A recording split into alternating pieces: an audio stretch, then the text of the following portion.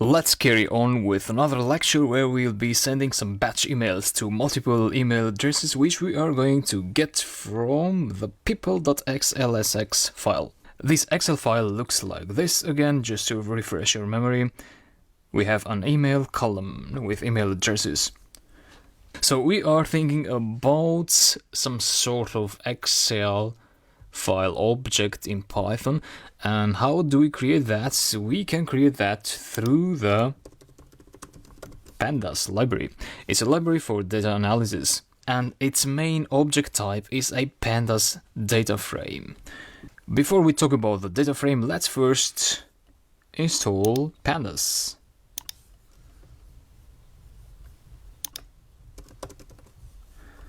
That one.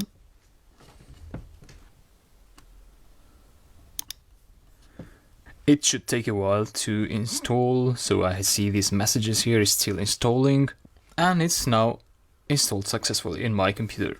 Now, there are several ways to instantiate a data frame object, and each way depends on how are you going to get the data for the data frame. So sometimes you may get the data from an Excel file, as is the case now. Sometimes you may get the data from a CSV file, and other times you can get the data from a list. For example, if we wanted to get the data from a list,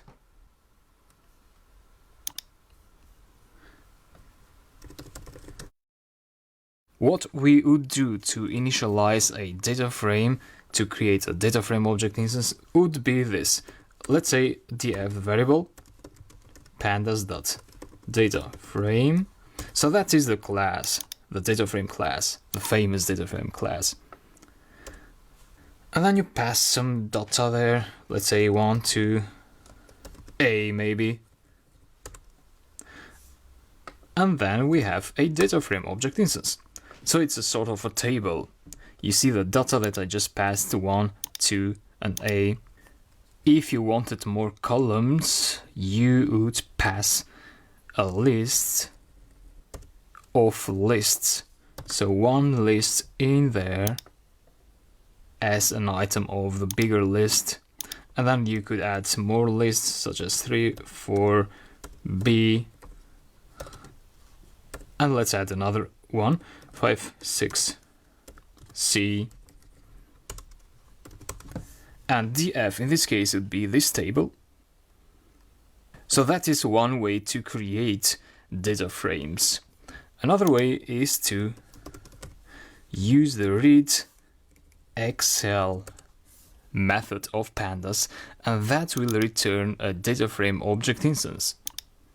So through a method, initialization through a method. And in this case, you don't write data such as we did here, but you just pass the path to a file, to an Excel file. So I'm going to comment this out with Control/ or Command/. Just for now, I don't want to send any emails for now, because we are experimenting with the data frame. And I'd like to print the data frame. And if you get this error, that means you need to install XLRD. So go again to the packages and to the plus icon and search for XLRD. So XLRD, don't careful with the typos. Install the package, and then you can try to run again the file. And this is our data frame. So that's how you can represent Excel files in Python. You can abstract Excel files in Python, in other words. Now that we have the data frame object instance, what we can do is we can uncomment this and indent it with tab. So when you select, if you press Shift Tab, you unindent a block of code. If you press Tab, you indent a block of code. So I'm indenting the line where I create the email object instance and the line where I send the email. And then on top here, I want to write a loop for index row in df.iterRows with 2 R's and parentheses, and of course the column. So we are going to execute something for each of the rows of the data frame. So for the email of John Smith, and for the email of Mary Smith, and for the email of Sim Khan as well. That means this loop will run 3 times because we have 3 rows. This is what's going to happen. Let's print the row first just for you to see what's going on here. So in each of those iterations we got printed out a row which starts there and ends here. So these are the data for John, the name, the surname, the email, the interest, and this last one is some information about the row. We are not interested about that line. And then we have the second row and the third row. And then the data frame is printed out again because we had this printdf line in here.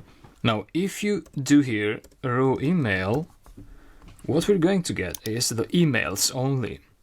That one, and that one. So out of the row, we get the email. So now that we know what we want, I can comment this out again. And let's see. First, we set up the email. This is a sender email address, so we don't want to change that. This is a password of the sender. We don't want to change that either. But this string, we want to change it from static to row email. So we made it dynamic so that in each iteration this will be replaced with one of these receiver emails. The subject. How about a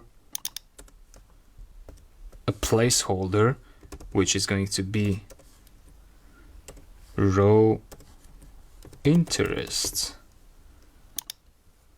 news for today, and this would be an f string because we have this placeholder in here. So in the first iteration, what's going to happen is that a string is going to be constructed and be used as the subject. This string is going to be the first interest of the first person, which would be meditation. So your meditation news for today. That would be the subject for the first email. So hi, I would like to mention the name here of the user. So it would be row name. Don't forget to put the F in here. And the placeholder, just like that. So it's an F string. This is going to be equal to John in the first iteration. So hi John, maybe a break line. We wouldn't need this comma. We would want to say see what's on about placeholder again, row interest. So see what's on about meditation today, right? And then in here we're going to put that string of the news. So let's import the news. But first I'd like to make some renaming here. So refactor the main.py file where the news feeds are. So let's name it news. So that is the news with the newsfeed class. And then I want to make the email file the main file, which is going to be executed. So call this main, and then we import from news import newsfeed. And then we want to initialize the newsfeed class for every iteration. So we want to create a newsfeed for each user, because each user needs different feeds, right? So they have different interests. So it makes sense to create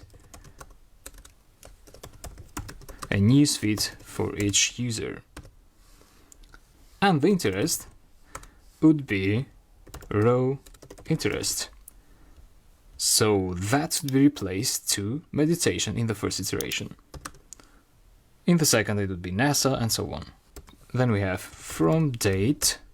Now this has to be in a format like this with dashes. So the year, a dash, the month, and the day. Now this would have to be dynamic, not a static string as it is now. It has to be dynamic and it has to represent the date of yesterday. So anytime the script is executed, this has to be the date for yesterday, because this is going to be passed into the news from date here.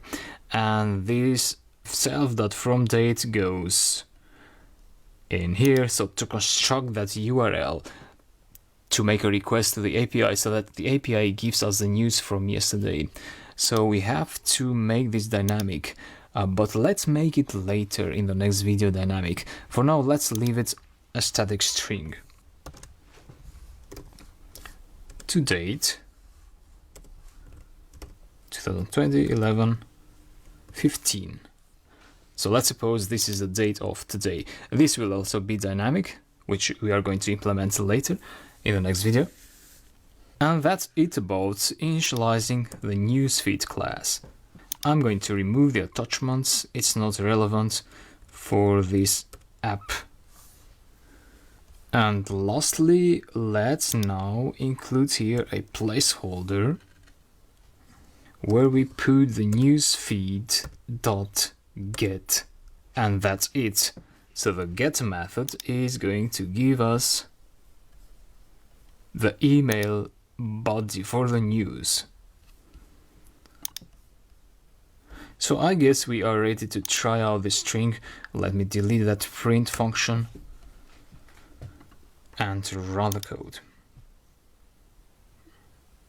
We forgot to pass a value for the argument language, which is a parameter of the init in news. So what we could do is, since we don't have a value, a column for language in the people.xlsx file, then we can assume that by default the users speak English. So this is what I'm going to do in the newsfeed init method. I'm going to set the default value for language as English. So that allows me to run the script again, and we got this printed out. We got this printed out because of those two lines. We are printing out the newsfeed in the news.py file. So when main.py imports news.py, those two lines are executed. But now we are waiting. Yeah, the process is finished. We should be able to see the emails now. So yeah, we got an email. Hi Sim, see what's on about NASA today. And looks okay. We need a break line maybe between that greeting and the first news. Yep. And then my name here.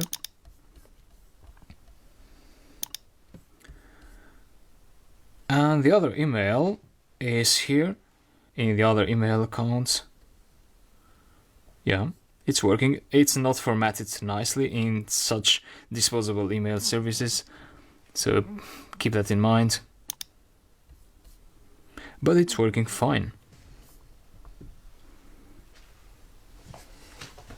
So let's put a break line before we forget in there. Let's run one more time. Let's delete these two lines in here. Or better yet, you can indent them and you can say if name equal to _ main, a column, execute this. So we execute this only when this script is executed as a main script. So run news.py. I have explained that previously in the course. So let's try the code again. This time we should not see the news in here, but we should only see the message that the script has been executed. Yeah, process finished, and we got one more email here. This one here I can expand, and it looks good. So that's what we expected, and it's working fine. Now, of course, as I said, these data are from this date to this date. We want to make that dynamic. So in the next lecture, I'm going to show you how to get the date for yesterday in here and the date for today in here. I'll talk to you later.